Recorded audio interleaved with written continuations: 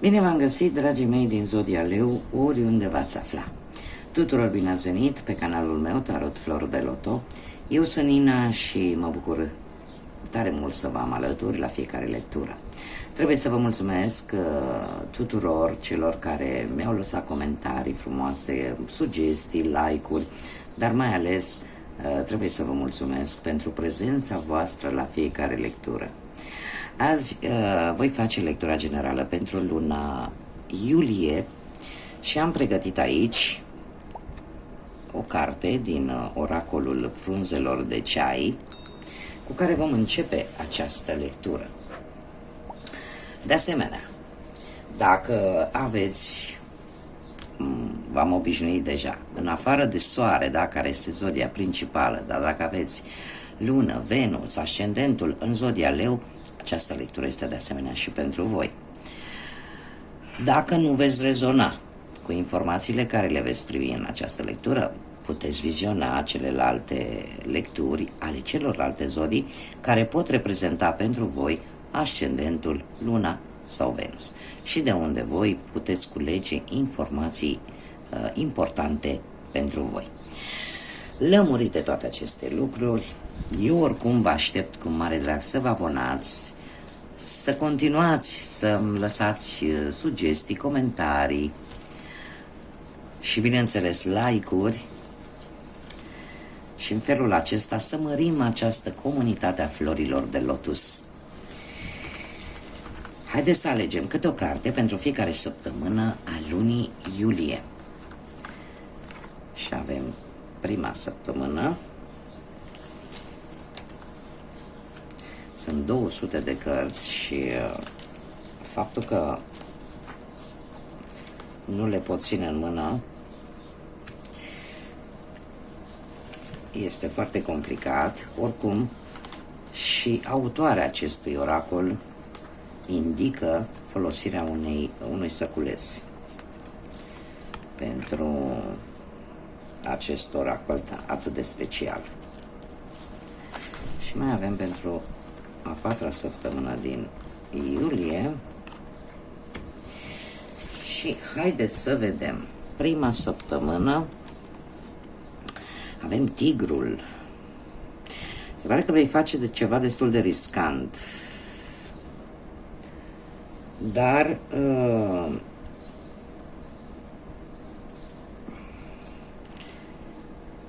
probabil că vei profita de o anumită șansă, de o anumită oportunitate și vei face într-adevăr ceva destul de riscant, dar probabil că va fi ceva important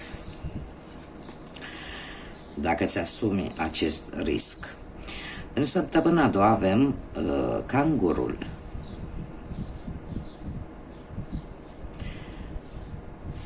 E un timp destul de neașezat, ca să zic, în care vei avea nevoie de un plan înainte de toate. Sunt vremuri, în a doua săptămână, e o perioadă în care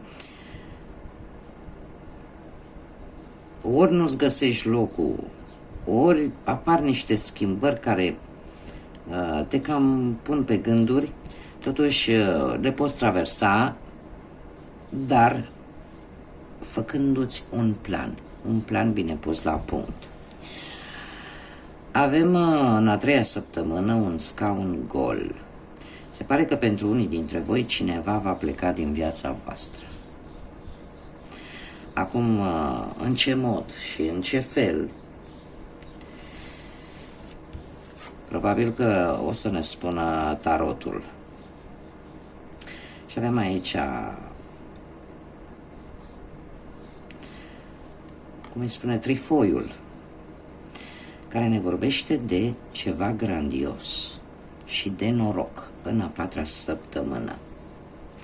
Nu știu dacă acest scaun gol și această persoană care părăsește scena vieții voastre va duce probabil la acest succes,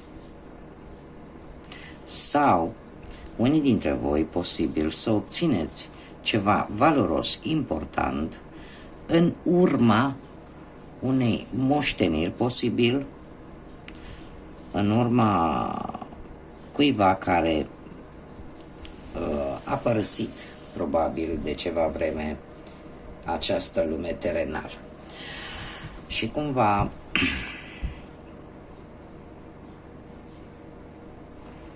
retroactiv vă vine acest noroc, această realizare. În general, când apare trifoiul, este un semn de bun augur, mai ales la bani. Poate unii dintre voi își asumă acest risc tocmai pentru a obține până la sfârșitul lunii această sumă de bani. Iar acest scaun care se golește poate să fie, de exemplu, din domeniul profesional.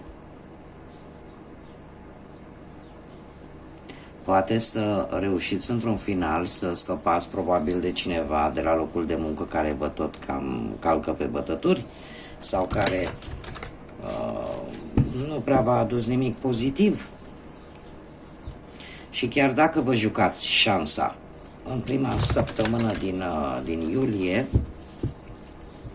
va veni o perioadă un pic așa dezechilibrată, dar se pare că până la sfârșitul lunii lucrurile se vor rezolva într-un mod foarte pozitiv pentru voi.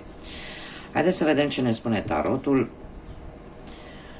Energii, mesaje, sfaturi pentru zodia Leu în luna lui iulie.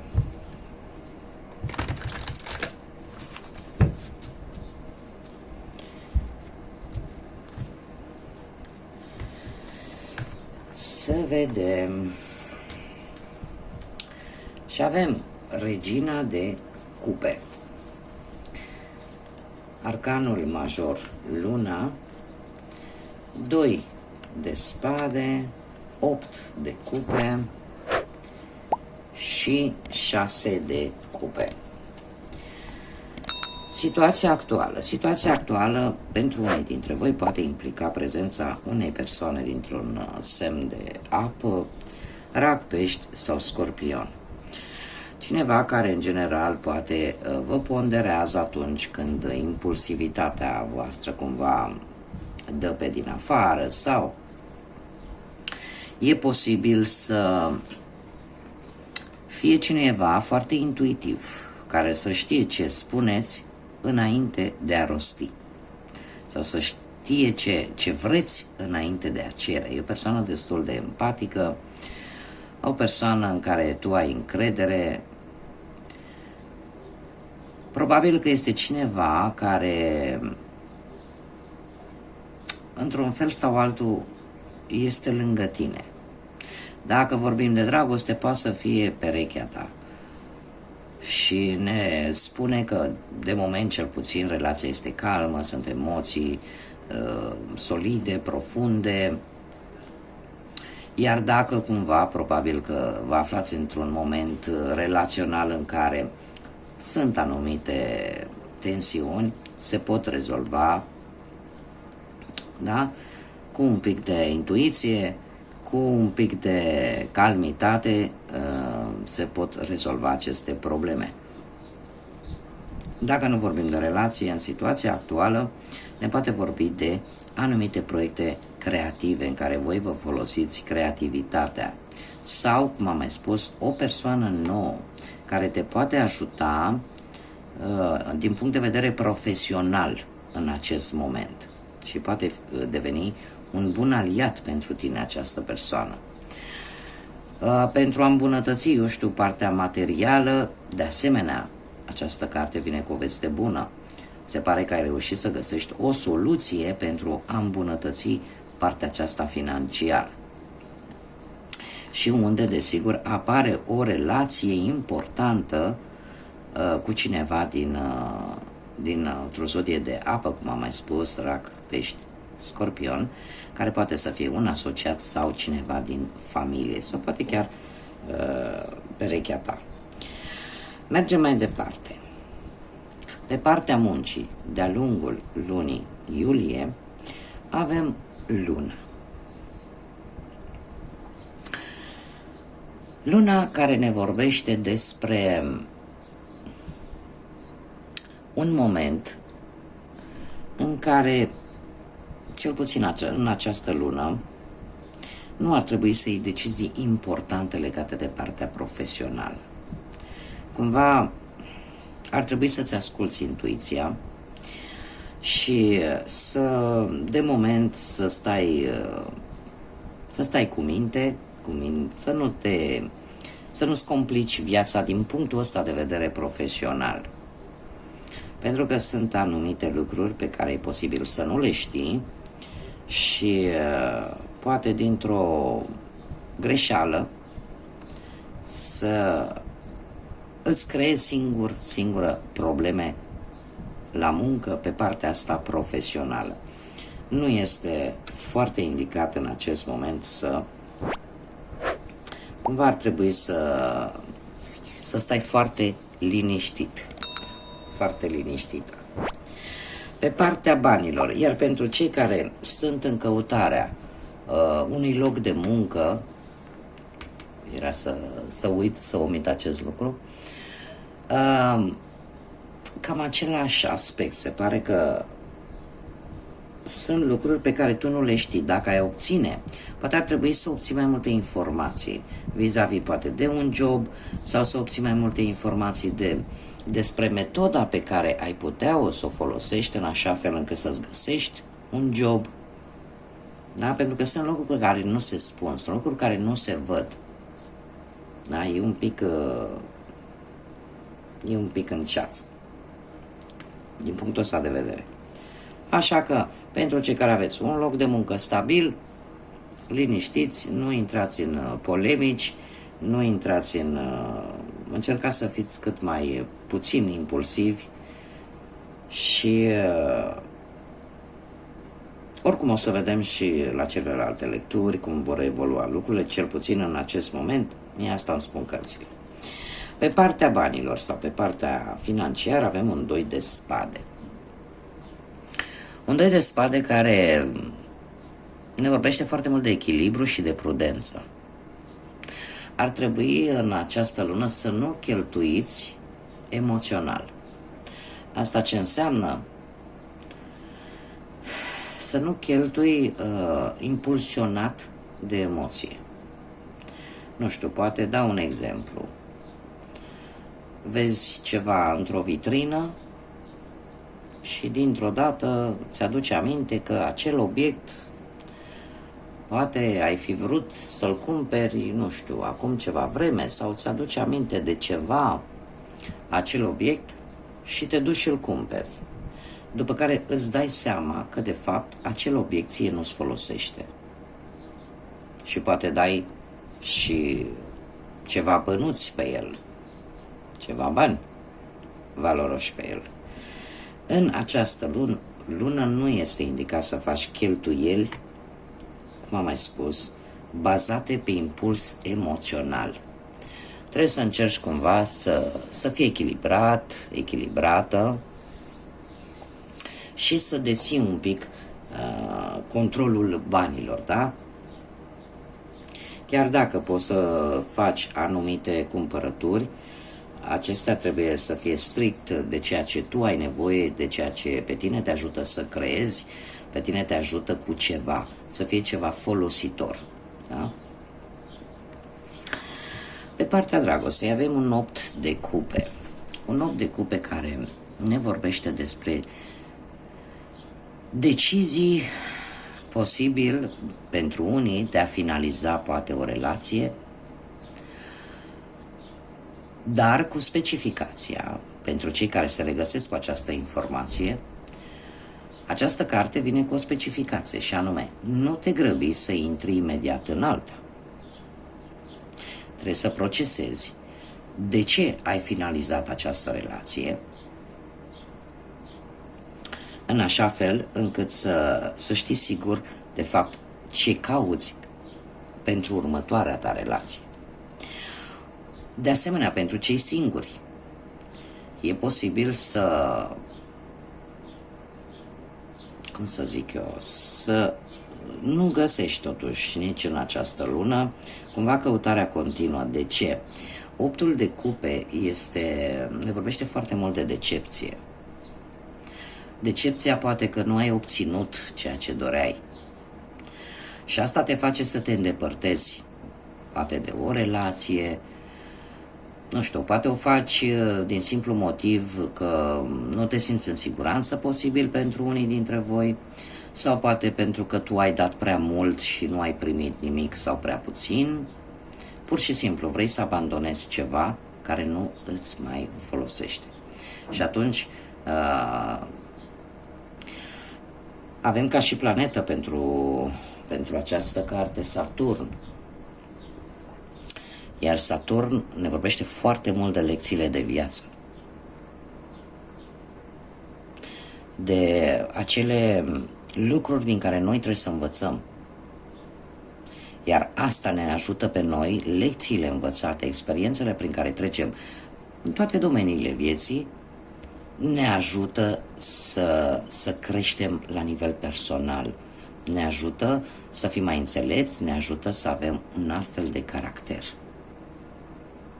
Și să scoatem tot ce e mai bun din noi. Tocmai de aceea, pentru cei care probabil de-a lungul lunii lui iulie se vor îndepărta dintr-o relație, este indicat să nu se grăbească să intre în alta foarte repede, să-și ia timpul necesar să analizeze și să vadă exact care este lecția pe care a trebuit să o învețe în urma relației din care tocmai vrea să iasă sau din care tocmai va ieși. Sfatul cărților, avem un 6 de cupe. Un 6 de cupe care ne vorbește de reîntoarcerea în trecut. Poate unii dintre voi, nu știu, de-a lungul lunii lui iulie vor reveni, vor revedea lucruri din copilărie, lucruri din trecut sau pur și simplu vor avea reîntâlniri cu prieteni, cu foști, cu familiari din trecutul vostru, din copilăria voastră, din tinerețea voastră. Este ca să zic așa, o relație cu trecutul care va aduce așa un strop de nostalgie. Cumva, poate unii dintre voi vor avea reuniuni cu colegii de clasă din liceu, da? Posibil și acest lucru. Va fi, cum să zic eu, un moment,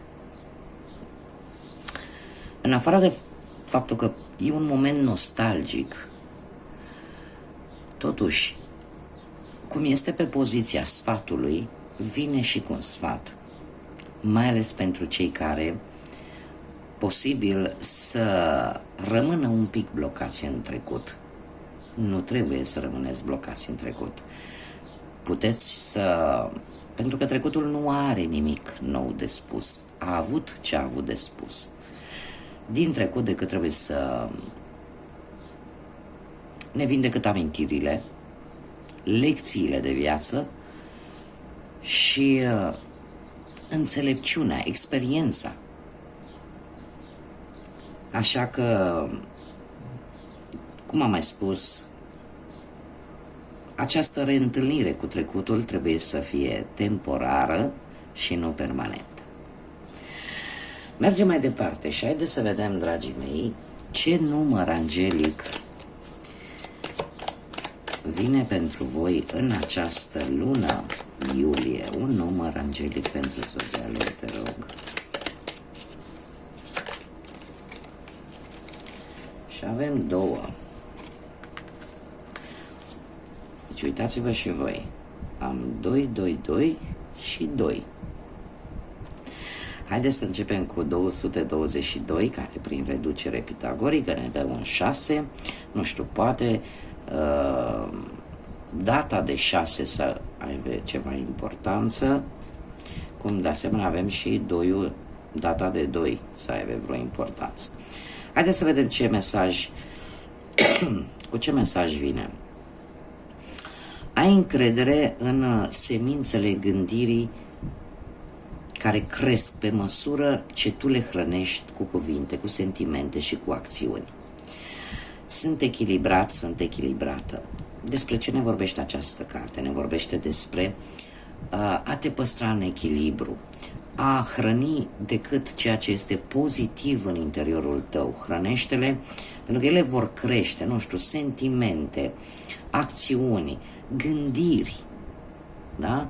Încearcă să hrănești acele lucruri care sunt pozitive pentru tine. Și aș mai spune un lucru, faptul că numărul 6 este un număr al armoniei, dar în același timp și al distrugerii. Așa că depinde de tine ce vei hrăni. Da? Dacă vei hrăni poate răzbunarea, gândurile negative, sau poate vei hrăni gândurile pozitive, da? Generozitatea poate, sau iertarea. Depinde de tine. Și avem numărul 2 care ce ne spune? Ai un mare talent pentru a găsi soluții. Tu, prin natura ta intuitivă, ești imparțial și asta îți permite să vezi toate aspectele oricărei situații și să sfătuiești pe ceilalți către un rezultat mai drept și mai benefic. Iar aici ne apare sunt diplomat, sunt diplomată. Numărul 2 este numărul care ne vorbește de dualitatea umană, dar în același timp acea necesitate de a trăi în pereche. E posibil ca cumva în această lună, cei care sunteți singuri, să simțiți necesitatea de a avea pe cineva lângă voi un pic mai pronunțat față de în mod normal, da? Această necesitate de a avea un suflet lângă voi, cum de asemenea și cei care sunteți poate într-o relație, apare acea atracție, ca și cum parcă n-aș putea să fac nimic dacă nu am perechea lângă mine sau dacă nu știu de perechea mea ce face. Haideți să vedem inițiale de nume, prenume, porecle sau pseudonime de persoane cu care voi puteți interacționa sau care vor avea importanță pentru voi în această lună iulie. Avem deja o literă, avem litera P. Imediat le scoatem și pe celelalte. Litera Z, litera R, litera K de la kilogram, litera G și încă o literă, se repetă litera Z. Da? Probabil că pentru cineva, pentru careva dintre voi, această literă este importantă. Bun, dragilor, aceasta a fost lectura generală pentru luna iulie. Eu vă doresc totuși să aveți o lună plină de bucurii, mai ales că pentru unii dintre voi în luna iulie își vor celebra și ziua nașterii, așa că din tot sufletul multă energie pozitivă, multe vești bune, multe bucurii și să ne revedem cu bine la viitoarele lecturi. Dar până atunci, cum v-am obișnuit, să fiți iubiți, dragilor!